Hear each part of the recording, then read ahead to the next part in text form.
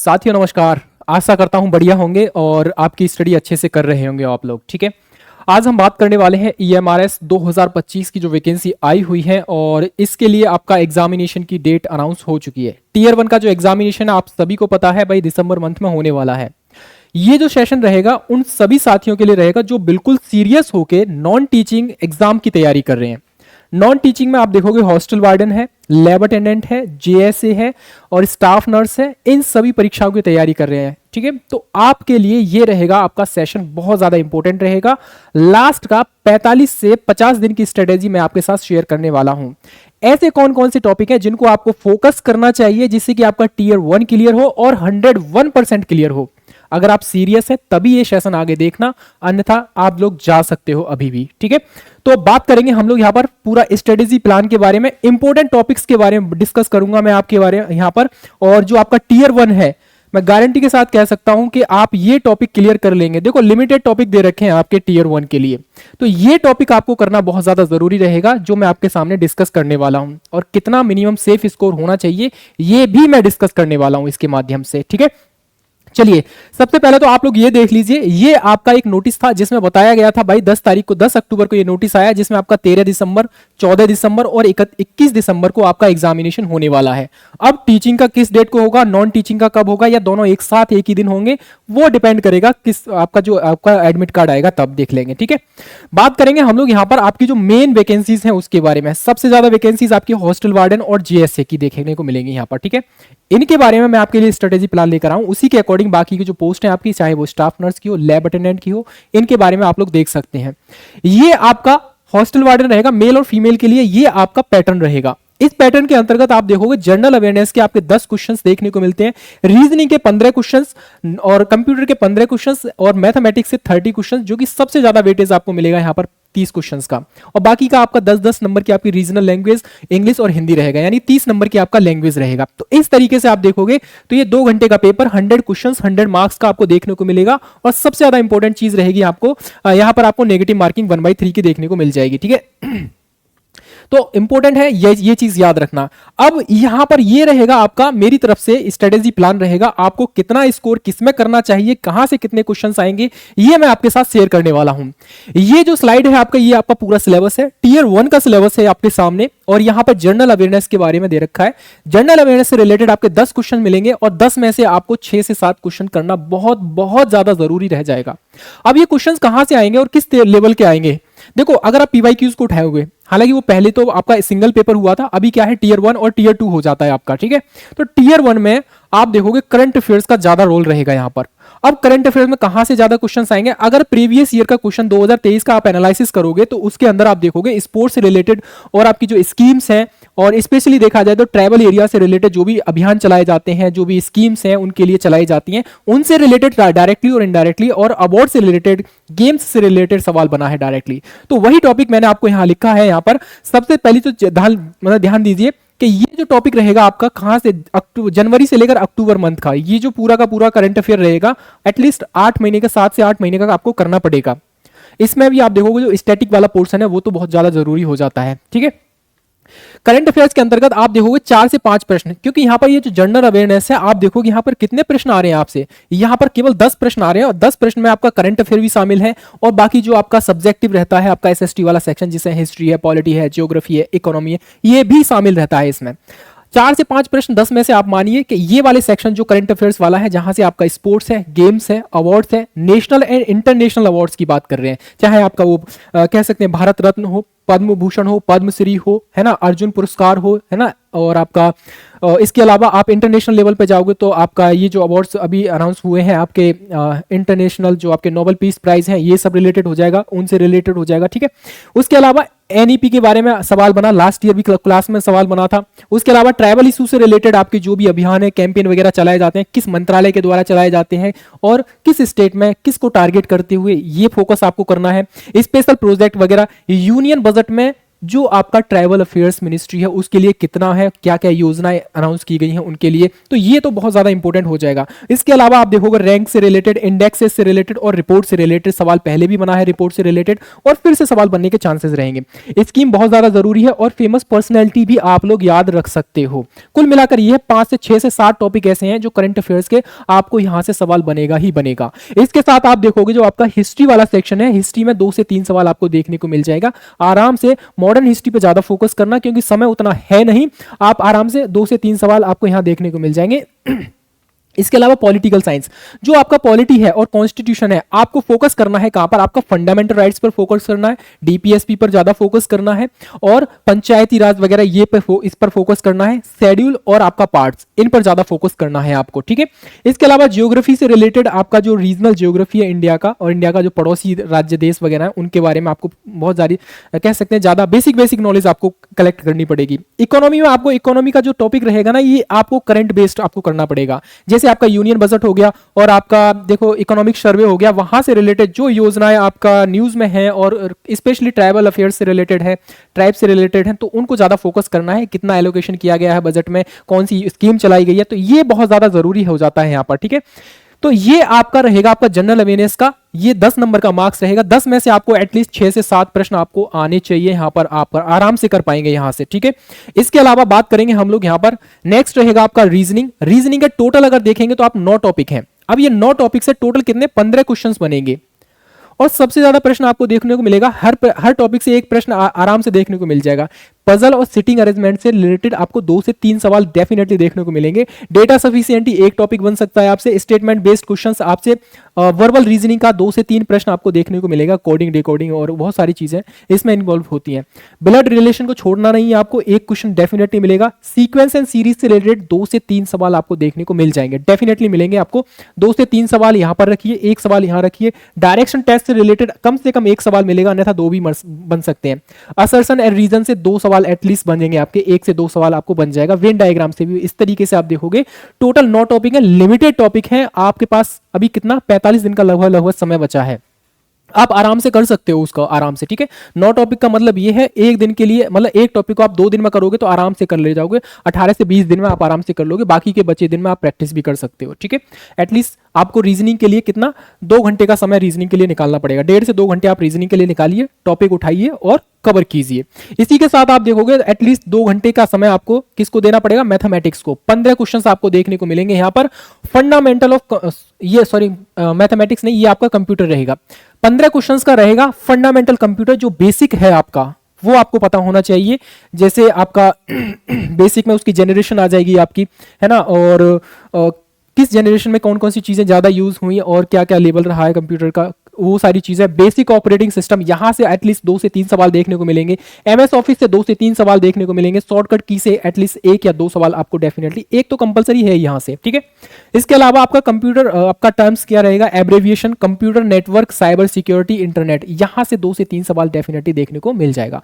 Limited topic है computer में, 15 question आएंगे, आराम से आप लोग 15 में से 9 से 10 प्रश्न कर पाएंगे।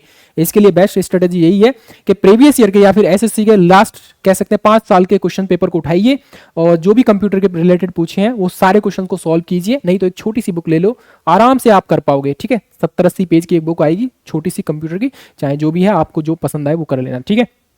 उसके बाद बात करेंगे सबसे ज्यादा वेटेज के बारे में, मैथ के बारे में। ये जो मैथ का वेटेज रहेगा 30 क्वेश्चंस देखने को मिलेंगे और 14 टॉपिक है। टोटल देखा जाए कितने 14 टॉपिक है। अगर एवरेज निकालोगे तो 14 में से मतलब ये है कि आपके हर टॉपिक से 2 क्वेश्चंस आपको देखने को मिलेंगे। लेकिन ऐसा नहीं है कि मतलब हर क्वेश्चन से 2 ही मिलेंगे, 3 भी मिल सकते हैं, 1 भी बन सकता है। तो हम लोगों को फोकस करना है यहाँ पर रेशियो और प्रोपोर्शन। पहले भी सवाल बना है, फिर से सवाल बन सकता है आपको, ठीक है। टाइम एंड वर्क ये रहेगा बहुत ज्यादा इंपॉर्टेंट। प्रॉफिट एंड लॉस बहुत ज्यादा जरूरी है यहाँ पर। नंबर सिस्टम डेफिनेटली एक सवाल आपको देखने को मिलेगा यहाँ पर। Decimal fraction, time and distance, LCM HCF से रिलेटेड, यानी हर टॉपिक से 1 से 2 सवाल आपको देखने को मिलेंगे यहाँ पर, ठीक है। तो मैथमेटिक्स का आपका टारगेट होना चाहिए 30 में से कम 20 से 22 क्वेश्चन आप आराम से कर पाए यहाँ पर। इसके बाद बात करेंगे हम लोग यहाँ पर जो लैंग्वेज से रिलेटेड रहेगा। लैंग्वेज में आपका इंग्लिश रहेगा। इंग्लिश में आपको फोकस कहाँ करना है, इंग्लिश में वोकैब पे फोकस करना है। आपका सिनोनिम्स हो गया, एंटोनिम्स हो गया, इडियम फ्रेजेस हो गया यहाँ पर, और आपका यहाँ पर सेंटेंस करेक्शन हो गया, जो बेसिक बेसिक आपका रहेगा यहाँ पर ग्रामेटिकल एरर्स होती हैं वो आपको कवर करनी पड़ेंगी। इसके लिए आपको करना क्या है, अगर आप सेल्फ स्टडी कर रहे हैं तो आपको एसएससी के लास्ट 5 ईयर के सिर्फ इंग्लिश के क्वेश्चंस को उठा लीजिए आप लोग, वो टॉपिक वाइज मिल जाएंगे आपको, कोई सी बेस्ट बुक ले लेना, नहीं तो कोई दिक्कत नहीं है, यहाँ पर भी आपके लिए बहुत कुछ फ्री में मिलेगा आपको, अभी मैं बता दूंगा आपके लिए, ठीक है। तो ये आपका जनरल इंग्लिश का रहेगा, एटलीस्ट 6 से 7 प्रश्न आप आराम से कर पाएंगे अगर आप प्रैक्टिस के साथ, मतलब थियोरी के साथ साथ प्रैक्टिस भी करते हैं, क्योंकि समय बहुत लिमिटेड है तो प्रैक्टिस पे ज्यादा फोकस करना पड़ेगा आपको। हिंदी की बात करेंगे, हिंदी बहुत इजी है यहाँ पर, ठीक है, सिंपल सी बात है, संधि है, समास है, विलोम शब्द है, पर्यायवाची है, यहाँ पर भी वोकैब से रिलेटेड आपको 4 से 5 सवाल मिलेंगे, बाकी ग्रामर से रिलेटेड 4 से 5 सवाल, ठीक है। इस तरीके से देखोगे तो यहाँ पर और बाकी जो रीजनल लैंग्वेज है आपकी, उसके अलावा रीजनल लैंग्वेज में आप देखोगे यहाँ पर ये सारी रहेंगी, तो टोटल 30 में से आपको 22 क्वेश्चन, 20 से 22 क्वेश्चन आपको करने पड़ेंगे। ये रहेगा आपका हॉस्टल वार्डन का। यहाँ पर हॉस्टल वार्डन में आप देखोगे तो टोटल अगर मिलाकर देखोगे, एवरेज लगाओगे तो 70 प्लस 70 72 प्लस आपके बन रहे हैं यहाँ पर। तो ये तो करना ही करना है आपको, टीयर 1 क्वालिफाई करने के लिए आपको ये बहुत ज्यादा जरूरी है और ये करना पड़ेगा, ठीक है। चलिए, ये रहा आपका हॉस्टल वार्डन का। अब बात करेंगे हम लोग यहाँ पर जेएसए के बारे में। जेएसए की आई थिंक 228 पोस्ट हैं, तो याद रखना 228 पोस्ट बहुत अच्छी खासी ठीक है अभी, हालांकि पिछली बार की अपेक्षा कम है बट ठीक है। इसका जो पैटर्न रहेगा यहाँ पर, रीजनिंग 25 नंबर का, मैथमेटिक्स आपको 25 नंबर का, जनरल अवेयरनेस 20 नंबर का, कंप्यूटर आपका 10 नंबर का रहेगा, और जो आपकी लैंग्वेज है रिलेटेड 20 क्वेश्चन, 10-10 क्वेश्चन आपको देखने को मिलेंगे, यानी 100 क्वेश्चन 100 नंबर के, 2 घंटे का आपको समय मिलेगा, 1/3 की आपको नेगेटिव मार्किंग देखने को मिल जाएगी। याद रखना, ये जो मैंने आपको क्वेश्चन मांगे, ये कह सकते हैं अनुमानित है, ये भी कल को आप ये कहो कि राहुल भैया ने तो कुछ और ही बता दिया था, ठीक है, ये अनुमानित है, इसमें 2-4 नंबर आगे पीछे भी हो सकते हैं, 2-2 3-3 नंबर आगे पीछे कर सकते हैं आप लोग, ठीक है। ये अनुमानित रहेगा आपका यहां पर, ठीक है।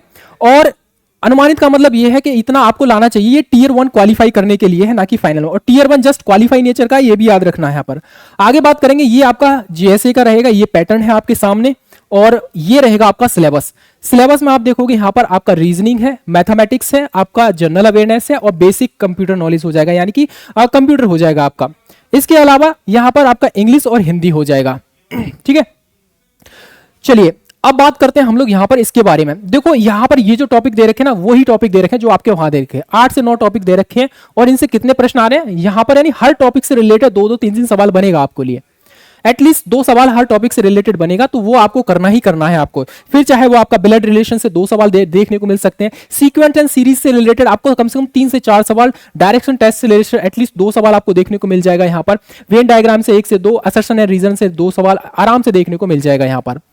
इसके बाद बात करेंगे मैथ के बारे में, और मैथमेटिक्स के बारे में अगर हम बात करें तो आपको रेशियो प्रोपोर्शन, यानी वो सेम सिलेबस है, सेम टॉपिक है आपके जो आपका हॉस्टल वार्डन में दे रखा है, पेपर भी एक ही होगा आपका। आपने अगर फॉर्म डाला है आपका नॉन टीचिंग के लिए, तो आपने 2 पोस्ट के लिए आपने चूज किया होगा, या तो हॉस्टल वार्डन या फिर दोनों को जेएसए के लिए, या फिर कोई और एक, ठीक है, एटलीस्ट 2 पोस्ट के लिए आपने अप्लाई किया होगा। तो सिलेबस भी आपका सेम है, general knowledge and current affairs का ये सेम रहेगा यहाँ पर, 20 नंबर का रहेगा, 20 में से आपको 10 से 12 प्रश्न आपको करने पड़ेंगे यहाँ पर। कंप्यूटर से रिलेटेड आपको 6 प्रश्न एटलीस्ट चाहिए ही चाहिए यहाँ पर, सेम रहेगा पूरा का पूरा पैटर्न। उसके अलावा लैंग्वेज से रिलेटेड रहेगा, हिंदी और इंग्लिश रहेगा आपका, सेम है पूरा सिलेबस। आपको करना क्या है, तैयारी को अपने बेहतरीन करनी है, आपको अच्छे तरीके से करनी है।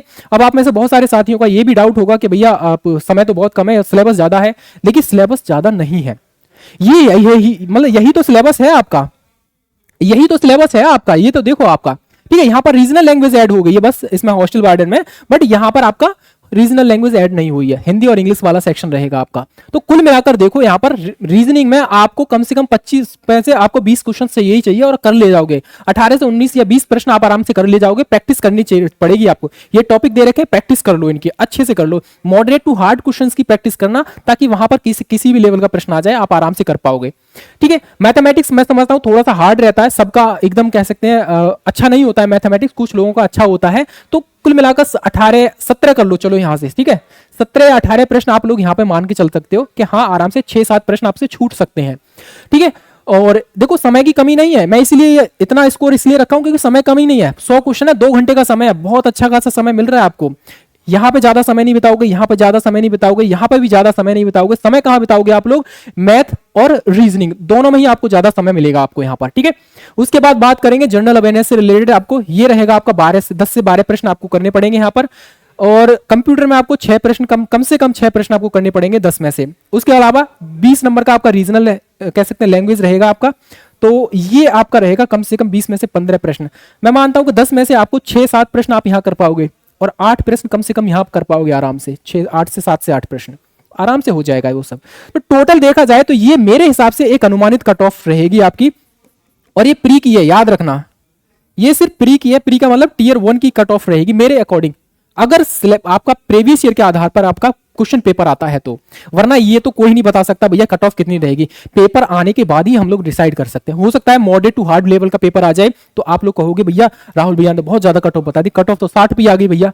ऐसा नहीं हो सकता, ठीक है। हार्ड लेवल आया तो कट ऑफ नीचे आएगी, इजी रहा तो हो सकता है इससे ज्यादा भी रहे, ठीक है। मैं सिर्फ एक अनुमानित बता रहा हूं प्रीवियस ईयर के क्वेश्चन पेपर को एनालिसिस करने के बाद।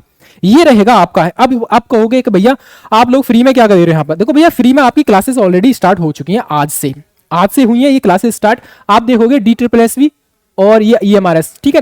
मतलब EMRS को टारगेट करते हुए चाहे आप PRT की तैयारी कर रहे हो, TGT PGT की तैयारी कर रहे हो, तो ये आपकी क्लास रहेंगी मंडे टू थर्सडे। आपकी मैथमेटिक्स 11 बजे चलती है और आपकी GK GS Monday to Wednesday 12 बजे चलती है। रीजनिंग आपकी मंडे टू वेडनेसडे 6 बजे चलती है। Teaching aptitude Monday to Wednesday 9 बजे। और इसी तरीके से बाकी क्लासेस का टाइम है। ये बिल्कुल फ्री क्लासेस हैं, इनसे जुड़ना बिल्कुल भी मत भूलिए। साथ में आप अपना कंसेप्ट को क्लियर करते चलिए और इन क्लासेस से आप अपनी प्रैक्टिस भी करते रहिए। ये आपकी नॉन टीचिंग की रहेंगी। नॉन टीचिंग में मैथमेटिक्स थर्सडे टू सैटरडे, आपका GK GS आपका 1 बजे रहेगा आपका थर्सडे को। फ्राइडे को हिंदी है, रीजनिंग थर्सडे है और कह सकते हैं इंग्लिश का वेडनेसडे को रहेगा और कंप्यूटर सैटरडे को। ये आपका टाइम अभी डिसाइड नहीं हो जाएगा जल्दी। तो ये रहेगी आपकी यहां पर। अगर आप चाहते हो अपनी तैयारी को और बेस्ट तरीके से और डिटेल के साथ करना चाहते हो ताकि क्वेश्चन कैसे भी लेवल का आ जाए, छूटे ना आपसे, तो आप लोग क्या कर सकते हो, यहां अभी दिवाली ऑफर चल रहा है तो आप इनसे भी जुड़ सकते हो आप लोग, ठीक है। TGT PGT PRT रहेगा आपका यहां पर, सॉरी TGT PGT EMRS रहेगा आपका। कंप्लीट बैच है आपका। जनरल सेक्शन की बात करेंगे तो 399 में, PGT जनरल सेक्शन 699 में, 499 TGT प्लस जनरल सेक्शन मिल जाएगा। इसी के साथ आप देखोगे नॉन टीचिंग एग्जाम्स के लिए चाहे आपका JSA, hostel warden, accountant, staff nurse और लैब अटेंडेंट हो, ये सारी फैसिलिटीज के साथ में ये बैच अभी मिलेगा आपको 499 में। कंप्लीट बैच है। कोई भी डाउट है किसी का भी तो आप इस नंबर पे कांटेक्ट कर सकते हो 7217246711। ये अपना कह सकते हैं ऑफिस का और पर्सनल नंबर है चेतन सर का, ठीक है। आप डायरेक्टली कोई भी इंफॉर्मेशन आप यहां से पूछ सकते हैं, कॉल के माध्यम से भी और व्हाट्सएप के माध्यम से भी, ठीक है। ये आपकी स्ट्रेटेजी रहनी चाहिए। एटलीस्ट आपको प्रैक्टिस ज्यादा करनी चाहिए आपको, ठीक है। पहले जल्दी जल्दी अपना कंसेप्ट क्लियर करो और मैं उम्मीद करता हूं कि अभी क्या अक्टूबर चला, 27 अक्टूबर है आज, नवंबर 25 या 30 नवंबर तक आपका पूरा सिलेबस खत्म हो जाना चाहिए ताकि आपके बाद में जो 10-12 दिन का समय मिला है, practice practice practice, sectional practice, full mock test practice, इस तरीके से आप लोग कर सकते हो अपनी तैयारी को, ठीक है। तो ये थी अपडेट, और अपडेट नहीं कहेंगे, एक स्ट्रेटेजी थी हमारी तरफ से। आप लोग जल्दी से फोकस कीजिए इसको, तैयारी प्लान कीजिए और आपके अकॉर्डिंग और क्या बेस्ट हो सकता है प्लानिंग में जरूर कमेंट सेक्शन के माध्यम से बताइए, ठीक है। मिलेंगे फिर अनदर अपडेट के साथ, तब तक के लिए आप लोग अपना ख्याल रखिए। फिलहाल के लिए जय हिंद, जय भारत।